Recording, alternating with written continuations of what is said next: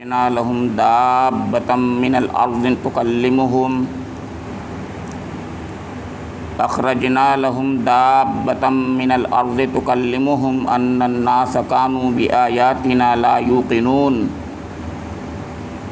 ويوم نحشر من كل أمة فوجا ممن يكذب بآياتنا فهم يوزعون حتى إذا جاءوا قال أكذبتم بآياتي ولم تحيطوا بها علما أم ماذا كنتم تعملون ووقع القول عليهم بما ظلموا فهم لا ينطقون ألم يروا أنا جعلنا الليل ليسكنوا فيه والنهار مبصرا إن في ذلك لآيات لقوم يؤمنون ويوم ينفخ في الصور ففزع من في السماوات ومن في الأرض إلا من شاء الله وكل أتوه داخرين وترى الجبال تحسبها جامدة وهي تمر مر السحاب صنع الله الذي أتقن كل شيء إنه خبير بما تفعلون صدق اللہ مولانا العظیم۔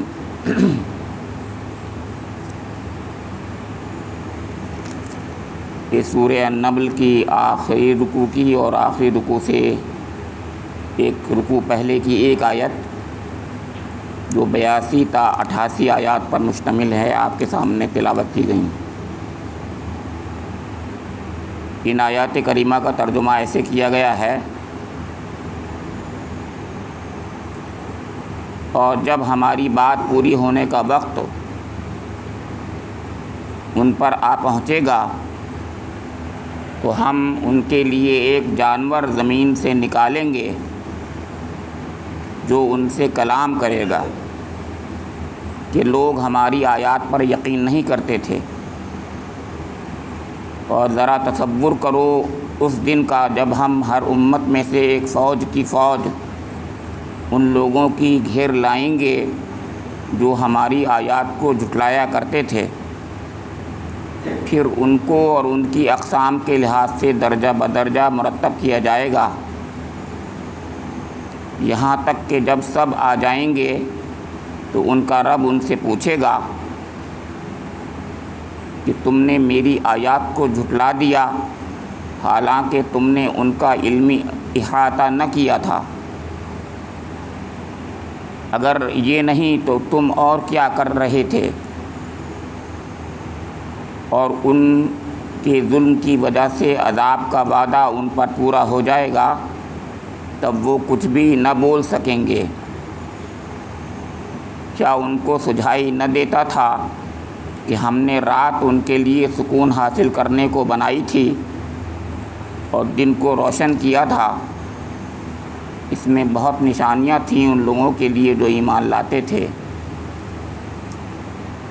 اور کیا گزرے گی اس روز جب کہ سور پھونکا جائے گا اور ہول کھا جائیں گے وہ سب جو آسمانوں اور زمین میں سے ہیں، سوائے ان لوگوں کے جنہیں اللہ اس ہول سے بچانا چاہے گا، اور سب کان دبائے اس کے حضور حاضر ہو جائیں گے۔ آج تو پہاڑوں کو دیکھتا ہے اور سمجھتا ہے کہ خوب جمے ہوئے ہیں، مگر اس وقت یہ بادلوں کی طرح اڑ رہے ہوں گے۔ یہ اللہ کی قدرت کا کرشمہ ہوگا جس نے ہر چیز کو حکمت کے ساتھ استوار کیا ہے۔ وہ خوب جانتا ہے کہ تم لوگ کیا کرتے ہو۔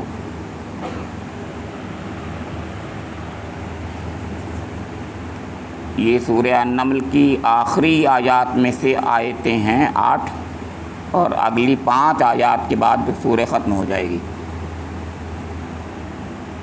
93 آیات اس سورہ کی ہیں مکمل، 88 آیات آج ہو گئیں یا ہو جائیں گی انشاءاللہ۔ تو جیسا کہ ہر سورہ کے آخر میں کچھ خلاصہ بیان کیا جاتا ہے، تو یہ خلاصے کی آیات ہیں،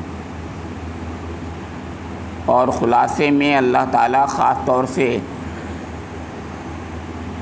قیامت برپا ہونے کی علامات کا ذکر فرما رہا ہے۔ میں ایک بات یہ عرض کر دوں کہ ایک امت مسلمہ ہی کا ایک طبقہ ہے جو قیامت کی علامتوں کا انکار کرتا ہے۔ میں ان کو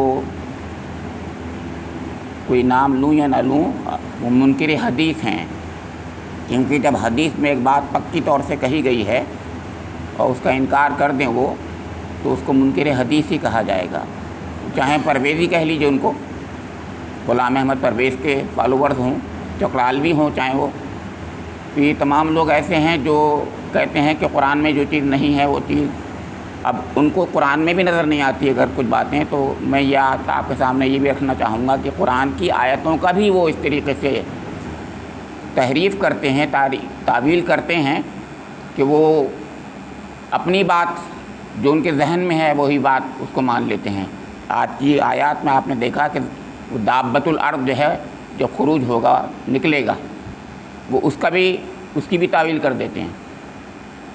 اللہ کے رسول حضور نبی اکرم محمد مصطفیٰ صلی اللہ تعالی وسلم نے مسند شریف، مسند احمد کی ایک حدیث میں حضرت حذیفہ سے روایت کیا ہوا ہے کہ قیامت اس وقت تک برپا نہیں ہوگی جب تک کہ 10 نشانیاں رونما نہ ہو چکی ہوں۔ وہ 10 نشانیاں آپ نے فرمائیں اور بتایا کہ 10 نشانیوں کے بعد قیامت آئے گی، اور وہ آخری بالکل دور کی نشانیاں ہیں۔ ایک نشانی تو ایک بات میں عرض کر دوں کہ یہ جو کہتے ہیں لوگ کہ قیامت اچانک آ جائے گی اور اس کی کوئی نشانی نہیں ہوگی، تو یہ بہت الٹی بات کہتے ہیں، اس لیے کہ حضور نبی اکرم کی بعثت بذات خود یہ ثابت کرتی ہے کہ حضور نبی اکرم نبی آخر الزماں ہیں، اور آپ کے بعد کوئی نبی نہیں آئے گا، کیونکہ کوئی نبی نہیں آئے گا تو آپ آخری نبی ہیں، اور آخری نبی ہے تو قیامت آپ نے فرمایا بھی کہ میں اور قیامت ایسے ہی ہے جیسے کہاتین، کہ 2 انگلیاں کے درمیان میں ذرا سا فاصلہ چھوڑ دیا۔ تو حضور نبی اکرم کی بعثت بذات خود جو ہے قیامت کی نشانی ہے۔ قیامت پر آپ جو ہیں یعنی ثبوت فراہم کرتے ہیں کہ آپ کوئی نبی اور نہیں آئے گا۔ تو ایک پہلی نشانی تو سب سے بڑی یہی ہے کہ حضور نبی اکرم خود ہیں۔ اب اس کے بعد بہت سی نشانیاں ایک کے بعد ہم لوگ خود دیکھ رہے ہیں، ہمارے سامنے خود اس قسم کے واقعات رونما ہو رہے ہیں کہ ہم خود مجبور ہیں کہنے کے لیے کہ ہاں قیامت قریب ہے، قیامت قریب ہے، قیامت قریب ہے۔ یہ اب اس میں سے وہ 10 نشانیاں جو بہت قیامت کے قریب ہوں گی، ان کا ذکر حضور نے جو فرمایا وہ یہ ہے کہ سب سے آخر میں حضور نے فرمایا کہ سورج مغرب سے نکلے گا، مشرق سے نکلتا ہے تو مغرب سے نکلے گا ایک دن، اور اچانک لوگ دیکھیں گے اور تعجب کرنے لگیں گے، اور اس کے بعد پھر وہ کیا ہوگا، پھر پیچھے واپس آ جائے گا جو بھی ہوگا۔ اور اس کے ساتھ ہی حضور نے فرمایا کہ اس کے بالکل قریب یا اسی وقت یا اسی دن یا اس میں یہ دابۃ الارض جو ہے اس کا خروج ہو جائے گا۔ دابۃ الارض دابۃ من الارض ہے، من تبعید کی ہے یہاں پر، یعنی مطلب یہ اس میں جنس بھی ہو سکتا ہے، اس کے معنی کہ بہت سے جانور ہوں گے ایک قسم کے جو بھی ہوں گے جانور، لیکن وہ عجوبہ قسم کے جانور ہوں گے، کیونکہ دابتن جو ہے اس میں تنوین بتا رہی ہے کہ اس کے اندر کوئی عجیب الخلقت وہ جانور ہے، عام جانور نہیں ہے، بلکہ یعنی اس کی تناسل کا طریقہ کوئی اور ہوگا، اچانک زمین سے نکلے گا یا جو بھی ہوگا، بہرحال وہ عجیب الخلقت جانور ہوگا۔ ایک بات پتہ چلتی ہے، اور اس میں جنس ہے اگر، تو اس کے معنی یہ ہوں گے کہ اس جیسے جانور بہت سے ہوں گے، اس کے معنی ایک بھی ہوگا کہ مطلب ایک ہو سکتا ہے وہی گھوم کر چاروں طرف چلا جائے۔ اب اس کے بعد کیا مقصد اس کا ہوگا، تو قرآن نے اس کا جواب بھی دیا ہوا ہے کہ وہ یہ کہے گا کہ لوگ اللہ پر ایمان نہیں لاتے تھے، یوقنون یہ فرمایا ہے کہ کانو ان الناس کانو بآیاتنا لا یوقنون، وہ یہ بات کرے گا، تکلمہم، وہ لوگوں سے بات کرے گا۔ اب ان لوگوں سے بات کرے گا، وہ جانور لوگوں سے بات کرے گا، تو اس کے معنی یہ نہیں ہے کہ جانور آج بھی آپ کہہ سکتے ہیں کہ بات کرتا ہے، لیکن وہ بات دوسرے انداز کی ہوگی۔ جب قرآن جب کہتا ہے اس کا مطلب وہ بالکل واضح طور سے بات کرے گا۔ اب یہ کیوں کہا جا رہا ہے، یا یہ نشانی لانے کا کیا مقصد ہے، کیا حکمت ہے، تو کچھ مفسرین نے اس کی اس پر اپنی رائے پیش کی ہے، وہ یہ کہ اس دنیا میں انسان کو جب ان کے سامنے بات رکھی گئی تھی اور ان سے کہا جاتا تھا بات مان لو، تو وہ نہیں مانتے تھے. یعنی ان کی عقل میں بات آتی تھی تب بھی وہ نہیں مانتے تھے اور سادہ طور سے انکار کر دیتے تھے، بالکل ضد ہٹ دھرمی میں اناد میں انکار کر دیا کرتے تھے. تو اب اللہ تعالیٰ ایک دن ان کے سامنے ایک ایسی بات جانور کے ذریعے سے کھلوائے گا، سمجھے آپ کے، کہ اس وقت ان کے پاس کوئی چارہ کار نہیں ہوگا نہ ماننے کا. لیکن اس دن ماننا اس دن جو ہے کوئی فائدہ مند نہیں ہوگا، کیونکہ وہ تو نشانی آ چکی قیامت کی، قیامت سامنے آنے والی ہے اب.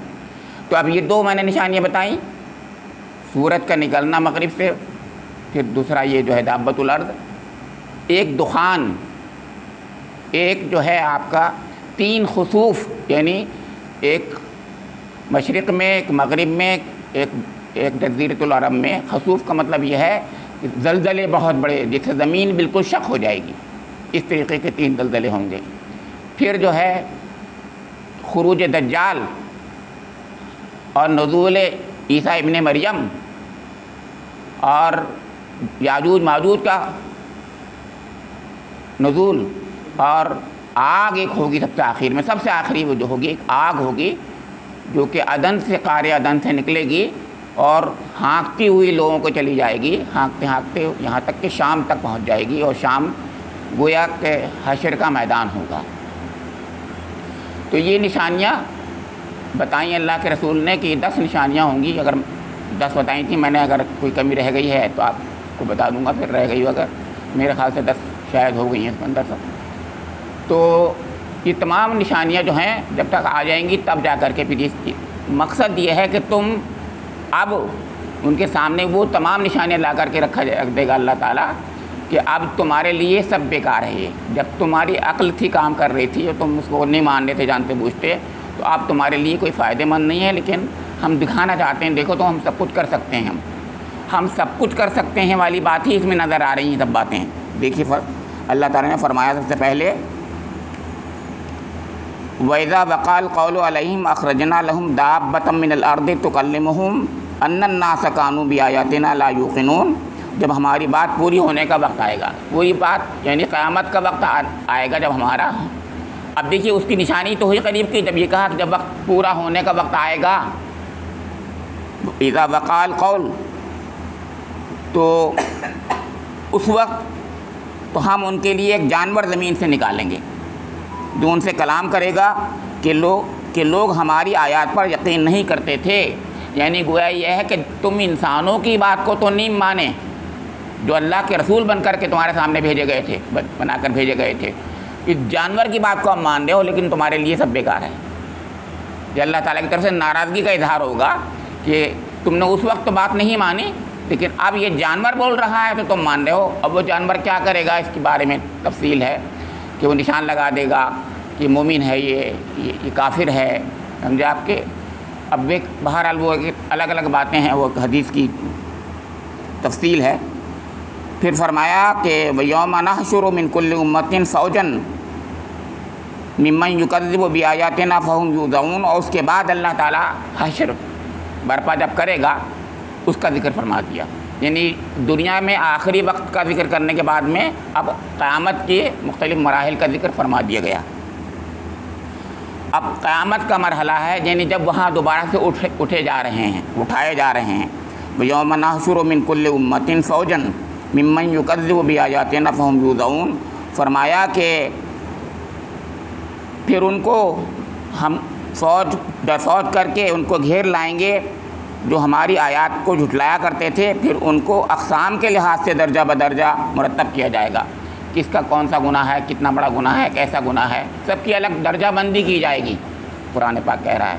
اور پھر ان کو ایک جگہ گھیر کر کے اللہ تعالیٰ ان کا حساب کتاب لے گا. حتیٰ اذا جاؤوا قال کذبتم بآیاتی ولم تحیطوا بها علما ام ماذا کنتم. اور اللہ تعالیٰ وہاں حجت کے طور پر ان سے بات فرمائے گا کہ اب بتاؤ تم کہ تم نے میری آیات کو اس وقت جھٹلا دیا، ولم تحیطوا بها علما، جبکہ تم نے اس کو اپنے علم کے لحاظ سے اس کا احاطہ بھی نہیں کیا تھا. یعنی اس پہ سوچ سمجھ سے انڈرسٹینڈنگ کر کے تدبر بھی نہیں کیا تھا، غور بھی نہیں کیا تھا، اور تم نے ویسے منع کر دیا کہ نا کچھ نہیں. یعنی اس سے پہلے کے بعد تم سوچتے غور کرتے, تم نے ایک دم منع کر دیا, ایسا کیوں ہوا؟ وَلَمْ تُحِيطُوا بِهَا عِلْمًا أَمْ مَاذَا كُنْتُمْ تَعْمَلُونَ. تو اگر ایسا نہیں تھا تو پھر تم کیا کیا کر رہے تھے بتاؤ؟ تو تم نے کیا کیا کیا؟ یعنی کیا انکار کیا, جھٹلایا رسولوں کا, تم نے تضحیق کی, ان کو ٹارچر کیا, تم نے کیا کیا کچھ کیا. اب تم بتاؤ کیا کیا کرتے رہے تھے تم بتاؤ. یعنی یہ اللہ کے غضب کا اظہار ہے. جو غضب کا اظہار جو کرے گا اللہ تعالیٰ, وہاں جلال کا اظہار جو ہوگا اس کی طرف اشارہ ہے کہ اس وقت اللہ تعالیٰ پوچھے گا بتاؤ تم کیا کر رہے تھے. پھر فرمایا وَوَقَعَ الْقَوْلُ عَلَيْهِمْ بِمَا ظَلَمُوا فَهُمْ لَا يَنطِقُونَ. وَوَقَعَ الْقَوْلُ دیکھیے کتنی بار آ رہا ہے کہ ان پر یہ قول جو ہے ثابت ہو گیا. تو بِمَا ظَلَمُوا جو ظلم کر رہے تھے فَهُمْ لَا يَنطِقُونَ, تو آج نہیں بولیں گے یہ لوگ. اب ان کے پاس کوئی جواب نہیں. یہاں تو بولتے رہتے تھے, ہر چیز کا انکار کر دیتے تھے. وہاں اللہ کے حضور ان کی زبان بند ہو جائے گی, گم ہو جائے گی بالکل. اس لیے کہ وہاں پر حق سامنے آ چکا ہوگا اور اس کا انکار وہ کر ہی نہیں سکیں گے, یہ بات بھی ہے. اور اس وجہ سے بھی کہ ان کے سامنے ہمت نہیں ہوگی, جلال کے سامنے حقیقتوں کا اظہار انکشاف ہو چکا ہے پورا, تو اس کے سامنے بول کیا سکیں گے.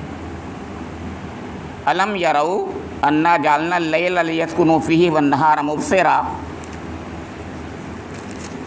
ان فی ذلک لآیات لقوم یؤمنون. مولانا نے اس کو بہت پیارے انداز سے کہا کہ تم اس وقت, حالانکہ اس کے معنی دونوں ہو سکتے ہیں کہ آج اللہ تعالیٰ اس بات کو فرما رہا ہو جیسے ہمارے سامنے کہ ہم نے رات کو جو ہے سکون کے لیے بنائی ہے اور دن کو جو ہے روشن بنایا ہوا ہے, اس میں نشانیاں ہیں اللہ تعالیٰ کی. لیکن اس وقت مولانا مودودی نے ترجمہ اس طریقے سے کیا ہے کہ اس وقت ہی کی بات چل رہی ہو, بات سمجھ میں آتی ہے ہمارے کہ بالکل ایسے ہی ہو. فرمایا کہ کیا ان کو سجھائی نہ دیتا تھا. یعنی اب بتایا جا رہا ہے کہ اس وقت جب کہ دن اور رات یہاں پر موجود تھے اور دن اور رات آتے تھے روزانہ, تو اس سے سبق کیوں حاصل نہیں کرتے تھے یہ لوگ. تو فرمایا کیا ان کو سجھائی نہ دیتا تھا کہ ہم نے رات ان کے لیے سکون حاصل کرنے کے لیے بنائی تھی اور دن کو روشن کیا تھا. ان میں بہت سی نشانیاں تھیں ان لوگوں کے لیے جو ایمان لاتے تھے. بالکل دونوں معنی اپنی جگہ پر درست ہیں. اب دنیا میں آج کہیں تو بھی بالکل صحیح بات یہی ہے, اور قرآن نے ایک بار نہیں یعنی کتنی بار یہی بات کہی ہے. لیکن اس وقت ان کو یاد دلایا جا رہا ہے کہ دن اور رات کو اس لیے ہم نے بنایا تھا, تو تم نے اس وقت سبق حاصل کیوں نہیں کیا. ہر بات کو سوچیے کہ اس موقع کا ذکر کرتے ہوئے بتایا جا رہا ہے, اس صورت حال کی روشنی میں اس کو رکھا جا رہا ہے کہ اس وقت اللہ تعالیٰ کا جلال اور غصہ اور غضب ہوگا. جو غضب جو ہوگا اس کے سامنے کوئی نہیں بولے گا, لا ینطقون, کوئی نہیں بولے گا, بس خاموش. یا خوب بولتے ہیں. پھر فرمایا کہ وَيَوْمَ يُنفَخُ فِي الصُّورِ فَفَزِعَ مَنْ فِي السَّمَاوَاتِ وَمَنْ فِي الْأَرْضِ إِلَّا مَنْ شَاءَ اللَّهُ وَكُلٌّ أَتَوْهُ دَاخِرِينَ. اور اس روز جب سور پھونکا جائے گا, اور سور بھی کئی قسم کے ہوں گے, تو یہ سور فضا ہے, ينفخ فی الصور جس میں ففزع ہے, تو جس کے اندر ہول کھا کے لوگ جو ہیں گر جائیں گے, بے ہوش ہو جائیں گے, ان کے اندر گھبراہٹ پیدا ہوگی. تو گھبراہٹ والا سور ہے یہ. تو کیا ہوا؟ فَفَزِعَ مَنْ فِي السَّمَاوَاتِ وَمَنْ فِي الْأَرْضِ. تو زمین میں اور آسمانوں میں جو کچھ ہے, جو کچھ ہے نہیں, من کے معنی آدمی یا عقل ذوی العقول کا مطلب کے لیے آتا ہے کہ جو مخلوقات ہیں, ساری مخلوقات, ان کے بارے میں آ رہا ہے کہ وہ ان کو ہول, دہشت ان پر طاری ہو جائے گی, دہشت طاری ہو جائے گی. اور الا من شاء اللہ, سوائے اس کے جس کو اللہ تعالیٰ چاہے کہ نہ ہو اس پر. تو فرمایا جا رہا ہے کہ وہ فرشتے ہوں گے اللہ تعالیٰ کے ایسے. ظاہر ہے کہ ان کا کوئی ہال نہیں ہوگا ان کو, اللہ تعالیٰ کی طرف سے ان کو بڑا سکون اطمینان ہوگا. سارے کے سارے لوگوں کو دہشت اس وقت ہوگی, ساری مخلوقات دہشت میں ہوگی. کچھ لوگوں نے باقاعدہ نام چاروں فرشتوں کا لیا ہے, کچھ لوگوں نے کہا سارے فرشتے ایسے ہوں گے. اور ظاہر ہے صحیح بات, دونوں باتیں صحیح ہیں اپنی جگہ پر, کہ اللہ تعالیٰ جو ہے ان کو, فرشتوں کو اس دن ہال سے دور رکھے گا, اور باقی سارے لوگ جو ہیں پورے کے پورے اس حالت میں ہوں گے دہشت کی, اس کا تصور نہیں کیا جا سکتا. اور کلن اتوہ داخرین، اور سب کے سب کان دبائے اس کے حضور حاضر ہو جائیں گے. یہ مطلب یہ ہے داخرین، مطلب یہ عاجز ہو کر کے وہ سب کے سب جو ہے اللہ کے حضور حاضر ہو جائیں گے. یہاں تو اس سے کہا جاتا تھا ادھر چلو تو وہ تو کہتے نہیں ادھر نہیں جائیں گے، دوسری طرف جائیں گے. آج کسی کی بات، رسولوں کی بات نہیں مانتے تھے دنیا کے اندر، لیکن اس دن کان دبائے جیسے کہہ رہے ہیں، جیسے ہیں بالکل ایسے چلے جا رہے ہیں خاموشی سے. اور آخر میں ایک بات اللہ تعالیٰ نے دلیل کے طور پر فرما دی کہ وَتَرَى الْجِبَالَ تَحْسَبُهَا جَامِدَةً وَهِيَ تَمُرُّ مَرَّ السَّحَابِ صُنْعَ اللَّهِ الَّذِي أَتْقَنَ كُلَّ شَيْءٍ إِنَّهُ خَبِيرٌ بِمَا تَفْعَلُونَ. اے مخاطب تو آج یہ دیکھ رہا ہے، یہ یوں کہیے کہ اے مخاطب، ہم میں آپ سب مخاطب ہوتے ہیں، تو آڈینس کے سارے لوگ اس وقت حضور نبی اکرم سب سے پہلے مخاطب حضور نبی اکرم ہیں. تو گویا حضور سے فرما کر آپ کے بعد آپ کی بساطت سے وسیلے سے ہم سب سے یہ بات کہی جا رہی ہے وَتَرَى الْجِبَالَ، تو دیکھتا ہے کہ یہ پہاڑ جو ہے بالکل بہت ہی مضبوطی کے ساتھ جمے ہوئے ہیں، کہ خوب جمے ہوئے ہیں. پھر فرمایا کہ وَهِيَ تَحْسَبُهَا جَامِدَةً وَهِيَ تَمُرُّ مَرَّ السَّحَابِ، اور یہ ایک دن ایسا ہوگا کہ بادلوں کی طرح یہ اڑتے پھر رہے ہوں گے. قرآن میں سورہ القاریہ میں ہی ہے، دھنتی ہوئی روئی کی طرح جب ہو جائیں گے، بالکل رنگ برنگے اون کی طرح ہو جائیں گے. یہ قرآن میں خود سورہ القاریہ میں ہی فرمایا گیا ہے. تو یہاں پر بھی وہی بات فرمائی کہ ایک دن ایسا ہوگا، یعنی اللہ تعالیٰ اس دن یہ حالت کرے گا کہ اتنے زلزلے، اتنے خطرناک زلزلے آئیں گے، ایسے زلزلے، بڑے زلزلے کہ پورے کے پورے یعنی گلیکشیل باڈیز جو ہیں وہ ہل رہی ہوں گی، اور جس میں پہاڑ کی حالت یہ ہو جائے گی کہ وہ بالکل دھنکی ہوئی روئی کی طرح جو ہے اڑتے پھریں گے. تو فرمایا اللہ تعالیٰ نے کہ یہ میری طاقت تو پہلے بھی تھی، یہ میرا معاملہ تو پہلے بھی تھا، لیکن تم سمجھتے نہیں تھے اس دن. اسی لیے کچھ لوگوں نے اس کا مطلب دوسرا بھی لیا ہے. انہوں نے کہا کہ پہاڑ آج بھی چل رہے ہیں، لوگوں کو نظر نہیں آتے، وہ زمین کے ساتھ چل رہے ہیں. یہ بات بھی اپنی قبر درست ہے کہ زمین کے ساتھ جمے ہوئے ہیں، زمین بہت تیزی سے گھوم رہی ہے، اور جتنی تیزی سے گھوم رہی ہے پہاڑ بھی اسی کے ساتھ گھوم رہے ہیں. تو اس لیے لگتا نہیں بالکل. تو ایک معنی یہ بھی لیے ہیں لوگوں نے، اور کچھ لوگوں نے کہا کہ وہ بات صحیح اپنی جگہ پر ہے، لیکن یہاں کیونکہ جو ماحول اور اس کا وہ دیا ہو کیفیت بنائے بیان فرمائی جا رہی ہے، جو جلال کا ذکر ہے اس کے لحاظ سے یہ بات فرمائی جا رہی ہے گویا کہ یہ جو ہے اس دن بادلوں کی طرح اڑتے پھریں گے. کیوں؟ صنع اللہ الذی اتقن کل شیء، کہ یہ اللہ کی قدرت کا کرشمہ ہے، اور یہ اللہ کی قدرت کا کرشمہ ہر زمانے میں، ہر گھڑی، ہر آن دنیا میں ہوتا رہتا ہے، مگر وہ لوگوں کو نظر نہیں آتا. میں نے بتایا نا کہ زمین آج بھی چل رہی ہے، ہمیں نہیں پتہ چل رہا چل رہی. زمین تو ہر وقت گھوم رہی ہے، لیکن ہم نہیں سمجھتے تھے. یہ کہ یہ سورج تو آج بھی جیسا بھی اپنی طرف چل رہا ہے وہ بھی جا رہا ہے. تو ہر چیز اپنی طرح سے چل رہی ہے، لیکن ہم بہت سی چیزوں کو سمجھ رہے ہیں وہ چل رہی ہے، بہت سی چیز سمجھ رہے ہیں نہیں چل رہی ہے. تو آج ہم بہت سی چیزوں کا انکار کر دیتے ہیں، لیکن ایسا ہے نہیں. اللہ کی قدرت کا کرشمہ ہر زمانے میں موجود رہا اور ہوتا رہا، لیکن انہوں نے اس کا انکار اس وقت کیا. تو آج اس کو اپنی آنکھوں سے دیکھ لیں گے، یہ کہا ہے. اس دن کی اپنی آنکھیں دوسری ہوں گی، لیکن ان آنکھوں کو دیکھنے سے کوئی فائدہ نہیں ہوگا. فرمایا یہ اللہ کی قدرت کا کرشمہ ہوگا جس نے ہر چیز کو حکمت کے ساتھ استوار کیا ہے. انہ خبیر بما تفعلون، وہ خوب جانتا ہے کہ تم لوگ کیا کرتے رہے ہو، کیا کرتے ہو. کہ اللہ تعالیٰ کو ہر چیز کا خبر ہے، ہر چیز کا علم ہے، وہ خوب جانتا ہے. اور یہ ہے آخری بات جو اللہ تعالیٰ نے یہاں پر آج کی آیات میں ہمارے سامنے رکھی ہے کہ دیکھو جب تک ہم اللہ تعالیٰ پر یقین نہیں کریں گے، اللہ کے رسولوں پر، کتابوں پر یقین نہیں کریں گے، تو پھر ہم اپنا ہی نقصان کریں گے، اپنے پیروں میں کلہاڑی خود ماریں گے. جو ہونا ہے وہ تو ہو کے رہے گا، جو حقیقت ہے وہ تو نہیں بدلتی، نہ بدلے گی، وہ ہو کر رہے گی.